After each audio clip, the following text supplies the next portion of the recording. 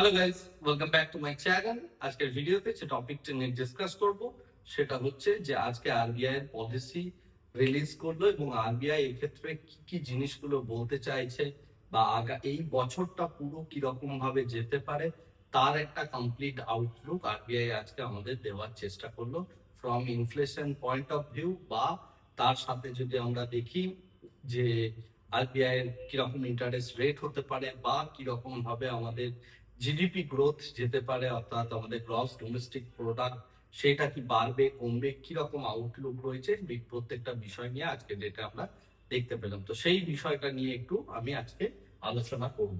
তো প্রথম কথা হচ্ছে যে আমরা যদি দেখি আমাদের এই যে পলিসি রেপো রেট 5.25, এটা ইউনানিমাসলি যে ভোট হয়েছে আরবিআই এর মধ্যে, প্রত্যেকে এই জিনিসটাতে সহমত পোষণ করেছে, রাইট? এবং এর সাথে সাথে যদি আমরা দেখি স্ট্যান্ডিং ডিপোজিট ফ্যাসিলিটি অর্থাৎ এসডিএফ, সেটাও 5% এর কাছাকাছি রেখেছে। এবং তার সাথে আমরা যদি ব্যাংক রেট দেখি সেটা 5.50% এর কাছে, অর্থাৎ সমস্ত কিছুই মোটামুটি ভাবে দেখতে গেলে আনচেঞ্জ রয়েছে interest rate point of view থেকে দেখতে গেলে। এখন যেটা বিষয় পরে যে ইনফ্লেশনের যে আউটলুকটা আমরা পেয়েছি সেটা হচ্ছে যে এবছর এই কোয়ার্টারের যে Q1 এর যে ইনফ্লেশন সেটা 4.2% এর কাছাকাছি বেড়েছে, কিন্তু এর পরে কোয়ার্টার গুলো থেকে আমরা কিন্তু ইনফ্লেশন বাড়তে পারে, অর্থাৎ এরপরে Q2 তে 5.1, Q3 তে 5.9 এবং Q4 এ গিয়ে এটা 5.4 দাঁড়ানোর কথা। অর্থাৎ আমাদের কিন্তু Q3 তে ইনফ্লেশন বাড়তে চলেছে। অর্থাৎ এরপরে আমরা দেখতে পাবো যে ওই অক্টোবর নভেম্বর ডিসেম্বর, অর্থাৎ পুজোর যে মাসটা আসছে বা ওই যে সিজনটা রয়েছে, সেই সময় কিন্তু জিনিসপত্রের দাম ভালোই বাড়তে চলেছে। তার একটা আউটলুক কিন্তু আরবিআই আজকে ডেটে আমাদের দিয়েছে। এবং এর মেইন যেটা কারণ হিসাবে বলা হয়েছে সেটা হচ্ছে দুটো কারণ, যে দুটো কারণ নিয়ে আমি বারবার ভিডিও করে দিয়েছি। একটা হচ্ছে যে গ্লোবালি যে ক্রুড অয়েল প্রাইস বাড়ছে, অর্থাৎ গ্লোবাল যে ক্রুড অয়েল প্রাইস বাড়ছে সেটা একটা বড় রিজন। সেকেন্ড যে জিনিসটা, তার ইম্প্যাক্ট হচ্ছে বিজনেসের যে কস্ট সেটা বাড়ছে।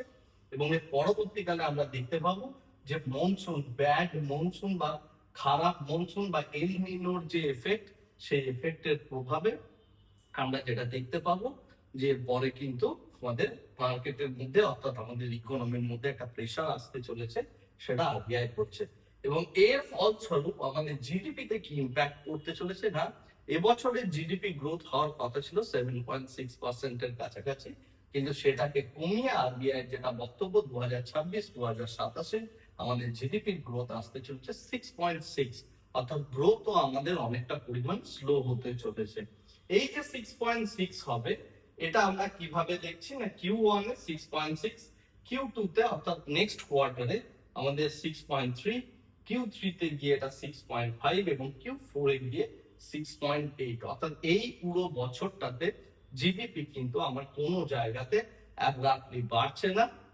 এবং Q4 এর পরবর্তী সময়ে গিয়ে হয়তো জিডিপি ক্যাচ আপ করবে।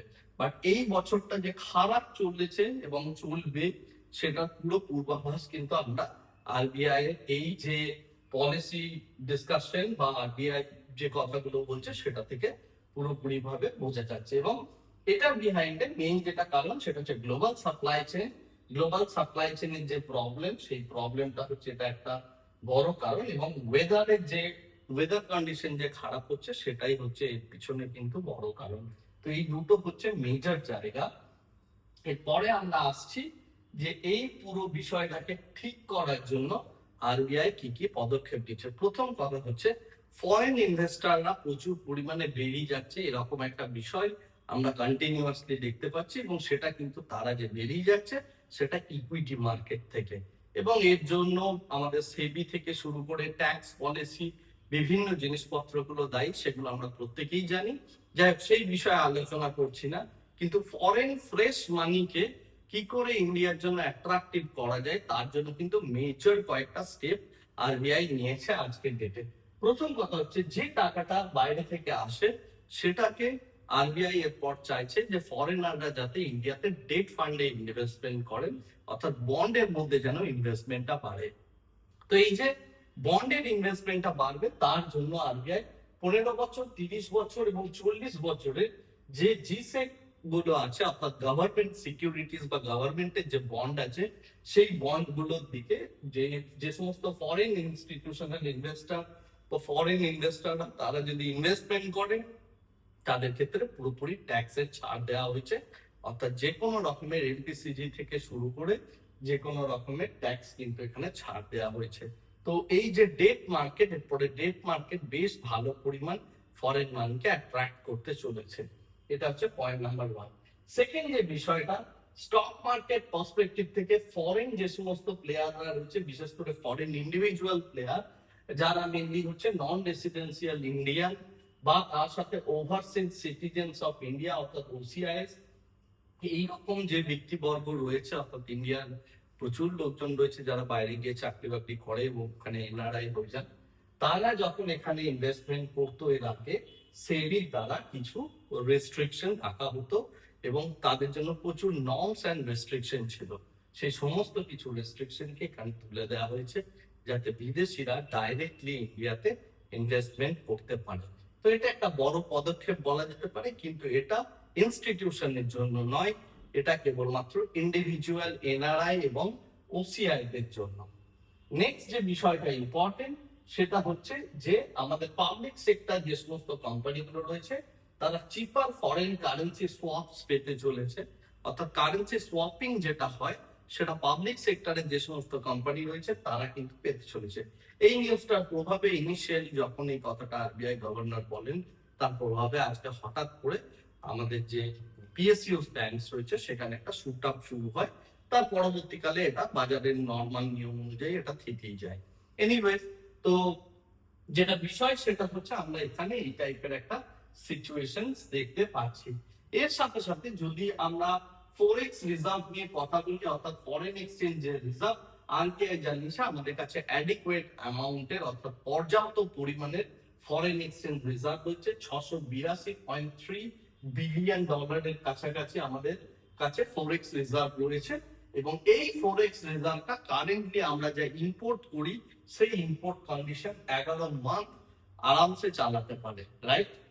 তো ইট ইজ গুড এনাফ আপাত দৃষ্টিতে। এবং সেকেন্ডলি হচ্ছে যে ফরেন ইনভেস্টমেন্টে অ্যাট্রাক্ট করার ক্ষেত্রে আরবিআই যেটা কথা যে আমাদের যে ফরেন পোর্টফোলিও ইনভেস্টর যারা রয়েছে তারা 13.7 বিলিয়ন ডলার রিসেন্টলি মার্কেট থেকে বের করেছে অর্থাৎ স্টক মার্কেট থেকে বের করেছে। কিন্তু আমরা যেটা দেখতে পাচ্ছি এফডিআই এর যে ইনভেস্টমেন্ট অর্থাৎ ফরেন ডাইরেক্ট ইনভেস্টমেন্ট, যেখানে এটা হয়তো প্রেফারেন্স শেয়ারের মাধ্যমে নেওয়া হয় বা হয়তো ডেটের মাধ্যমে নেওয়া হয় বা বিভিন্ন কোম্পানি আছে যারা স্টক মার্কেট ইউজ না করে ডাইরেক্টলি ফরেনারের থেকে ইনভেস্টমেন্ট নেন, বা যে সমস্ত কোম্পানিগুলো লিস্টেড নয় তারা ডাইরেক্টলি ফরেন মানি নেন।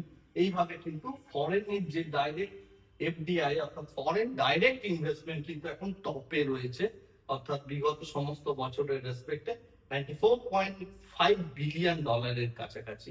সুতরাং এটা ভাবার কোনো কারণ নেই যে ফরেন মানিটা ইন্ডিয়া থেকে পুরোপুরি বেরিয়ে যাচ্ছে, ডেফিনেটলি বেরোচ্ছে সেটা স্টক মার্কেট থেকে, কিন্তু এফডিআই এর মধ্যে এটা কিন্তু এই মুহূর্তে হাইয়েস্ট জায়গায় রয়েছে, রাইট? এনিওয়েজ, তো যেটা বিষয় সেটা হচ্ছে যে আরবিআই যেটা বক্তব্য এই সমস্ত কিছু সিচুয়েশনস দেখে যেটা বোঝা যাচ্ছে যে ইন্ডিয়ান ইকোনমি ডেফিনেটলি প্রেসারে থাকবে এই বছর, কিন্তু তার সাথে সাথে আরবিআই যে সমস্ত কন্ট্রোল গুলো করছে বা এই যে ডেট ফান্ডের মধ্যে ইনভেস্টমেন্ট বা এই সমস্ত মেজার গুলো এইগুলো কিরকম ভাবে মানে আউটপুট দিচ্ছে অর্থাৎ এগুলো রেজাল্ট কি আসছে সেটা আরো 2 কোয়ার্টার পরে বোঝা যাবে এবং ততদিনে এই আউটলুকটা কতটা ভালোভাবে কাজ করছে সেটাও আমাদের দেখতে হবে। তো এই হচ্ছে টোটাল পলিসি রিলেটেড আউটলুক এবং একটা জিনিস বোঝাই যাচ্ছে যে এবছর আমাদের গ্রোথ থেকে শুরু করে সমস্ত কিছু স্লো থাকবে, অর্থাৎ আমরা যদি স্টক মার্কেট পার্সপেক্টিভ থেকে কথা বলি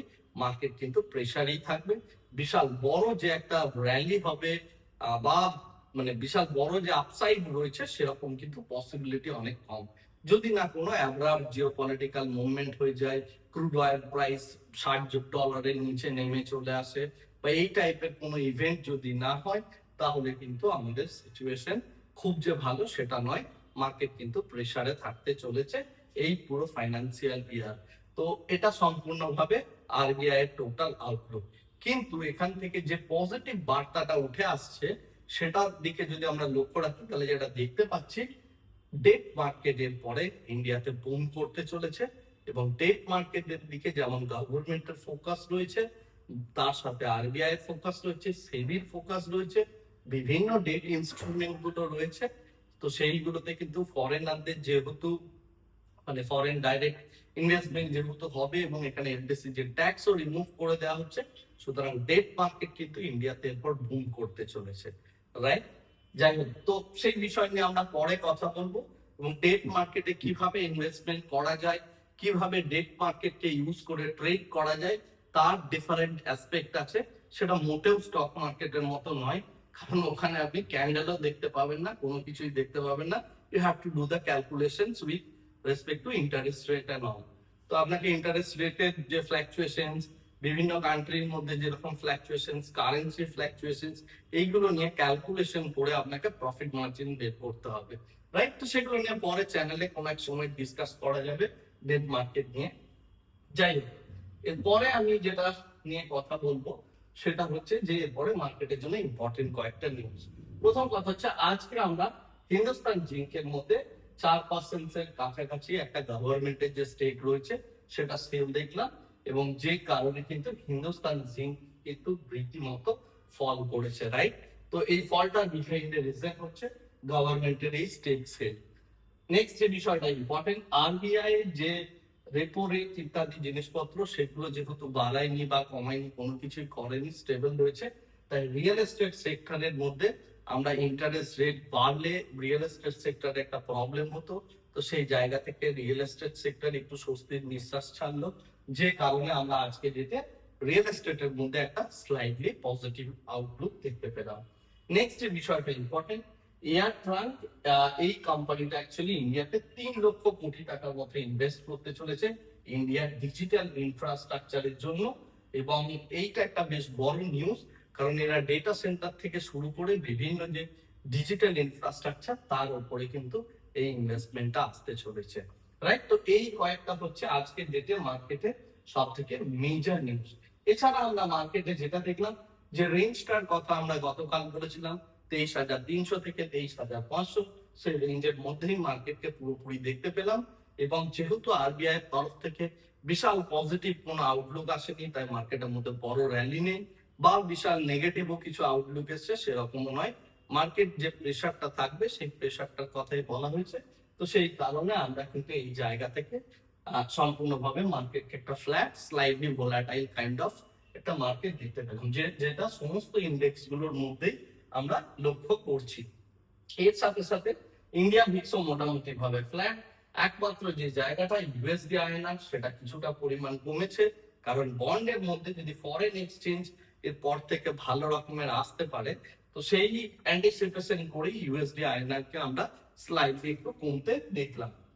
এর সাথে বিটকয়েন প্রাইস আরো ধারাধার ফল করছে এবং তার সাথে ইউএস এর যদি আমরা বন্ডের ইল্ড দেখি, ইল্ড বেড়েছে, অর্থাৎ বন্ডকেও ডাউন করা হচ্ছে। নেক্সট যে বিষয়টা ইম্পর্টেন্ট সেটা হচ্ছে আমরা আজকের মার্কেটের রেসপেক্টে দেখলে মোটামুটি 50-50 অ্যাডভান্স এন্ড ডিক্লাইন, এবং তার সাথে নিফটি 500 এর যে শেয়ার গুলো রয়েছে সেগুলো মোটামুটি এইগুলো। এর মধ্যে জি লিমিটেড যেটা রয়েছে সেটার কথা বলেইছিলাম গতকালও। তো জি লিমিটেড এর মধ্যে আমরা একটা ভালো পজিটিভিটি দেখতে পাচ্ছি। এছাড়া Hindustan Zincs, Netweb, HFCL, National Aluminium, Wockhardt Pharma, এই সমস্ত শেয়ার গুলোর মধ্যে আজকে ডেটে আমরা নেগেটিভিটি লক্ষ্য করছি, রাইট? আচ্ছা, এরপরে যদি আমরা নিফটি 50 পার্সপেক্টিভ থেকে দেখি, সেরকম ভাবে মেজর কোনো কোম্পানি যে বিশাল বেড়েছে বা বিশাল কমেছে সেরকম কিছু নয়। কেবলমাত্র Hindustan Unilever and Bajaj Finance এর মধ্যে আমরা একটা র্যালি দেখতে পেলাম, এবং এছাড়া আদানি এন্টারপ্রাইজ, আদানি পোর্টস, এগুলো 1%, 2% এরকম ভাবে কিছুটা পরিমাণ বৃদ্ধি পেয়েছে। এখন যদি সেক্টরাল পয়েন্ট অফ ভিউ থেকে আমরা আজকে ডেটে দেখি, তাহলে মেটালের মধ্যে বেশ ভালো রকম ডাউন এবং নিফটি মিডিয়া একমাত্র এখানে আপ। তাছাড়া সেরকম সিগনিফিকেন্ট মুভমেন্ট আমরা কোথাও সেইভাবে লক্ষ্য করিনি। একমাত্র নিফটি রিয়েলিটি সেক্টর সেটা 0.5% এর কাছাকাছি বেড়েছে। এছাড়া সিগনিফিকেন্ট কোনো বড় মুভমেন্ট আমরা লক্ষ্য করিনি। যেহেতু জিডিপি স্লো ডাউন হবে তাই মেটালের ইউজেস কমবে, এই একটা অ্যাসপেক্ট থেকে নিফটি মেটালকে কিন্তু আমরা আজকের ডেটে 1.6% এর কাছাকাছি ডাউন হতে দেখলাম। এনিওয়েজ মার্কেটের রেসপেক্টে যদি কথা বলি, মার্কেট মোটামুটি স্লাইডলি মানে একটু নেগেটিভ সাইডে বলা যেতে পারে, কারণ নিকেই 2% ডাউন, হ্যান্ডশেকও ডাউন, তার সাথে আমরা ন্যাসড্যাক যদি দেখি সেটাও ডাউন।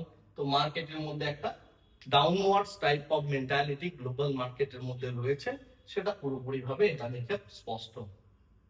আমরা যদি ক্রুড অয়েলের কথা বলি, ক্রুড অয়েল প্রাইস আপাত দৃষ্টিতে দেখতে গেলে ফ্ল্যাট, ন্যাচারাল গ্যাস স্লাইডলি একটু ডাউন, এবং এর সাথে যদি দেখি গোল্ড সিলভারও মোটামুটি 1% 3% করে ড্রপ করেছে, এবং গ্লোবাল যে সমস্ত কমোডিটি রয়েছে তার মধ্যে কপার প্রাইসকে আমরা রীতিমতো 2.3% এর কাছাকাছি আজকে ডেটে ড্রপ হতে দেখছি।